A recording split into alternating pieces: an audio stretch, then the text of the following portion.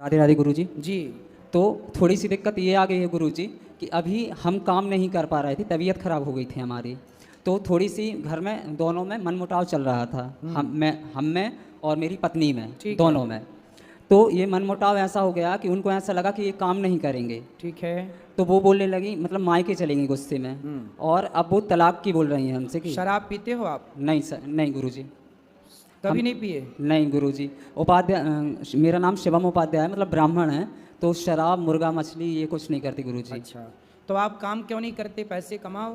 पैसे कमाते हैं गुरुजी। पति ना कमाए, पति गरीब है, पति नहीं काम कर रहा है, इस परिस्थिति में पत्नी को अपने पति का साथ देना चाहिए, ना कि पति को छोड़ देना चाहिए। जब पति गरीब हो, अकेला पड़ रहा हो, उस समय पत्नी तो साथी है ना उसकी। इसलिए बेटा आपको पति का त्याग नहीं करना चाहिए। तलाक हम सनातनियों में नहीं होता, तलाक वलाक की परंपरा हमारे सनातन में है ही नहीं। ये कोई अच्छी विचारधारा नहीं है तलाक।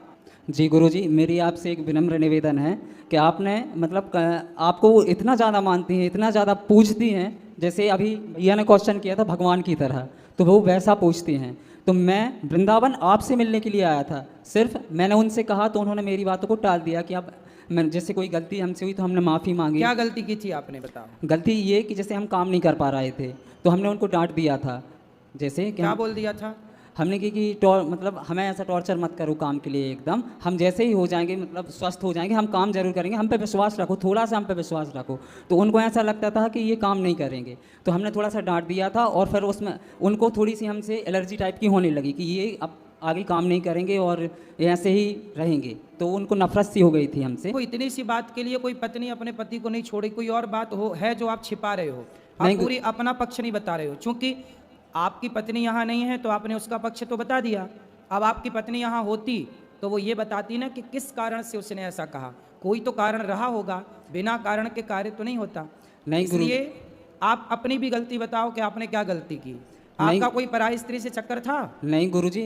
गुरुजी एक बात और बता दें हम आपको। हाँ। मतलब मन से बता रहे, सच्चे हृदय से बता रहे हैं। हाँ बताओ।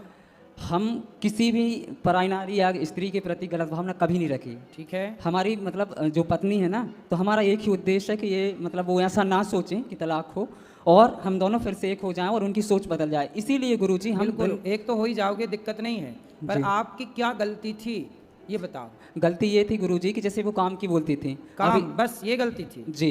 तो पहले मतलब पहले जैसे काम की बोलती थी वो स्टार्टिंग में, तो हम काम को इग्नोर करते थे उस समय पे। गांजा वांजा तो नहीं पीते? नहीं गुरुजी। कोई नशा? हाँ, एक नशा करते हैं गुरुजी। क्या? गुटखा बस खाते हैं।